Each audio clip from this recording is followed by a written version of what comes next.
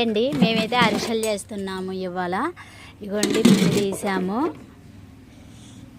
రౌండ్గా చేసుకో. ఇక కళాయిలో వేస్తున్నాను.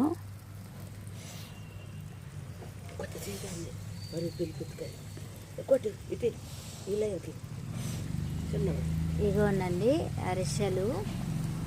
అరిసెలు తీసుకోవాలండి. మంచిగా కాల్ని ఇలా తీసి పెట్టుకోవాలి. చూడండి ఎంత బాగున్నాయి అంటే అంత బాగున్నాయి. ఇలా చేస్తున్నాను, ఈ ఏలడుపుని ఇలా చేస్తున్నానండి. చాలా బాగుంటాయి అండి. మీరు కూడా ఇలా చేసుకోండి. దీంట్లో బెల్లం అన్నీ కరెక్ట్గా ఉండాలండి. ఆలుక్కాయలు కూడా వేసామండి మేము. ఇవి ఆలుక్కాయలు వేసామండి.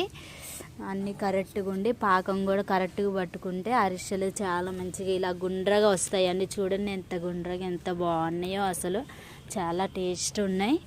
ఇవాళైతే ఇది మా వంట అరిసెలు.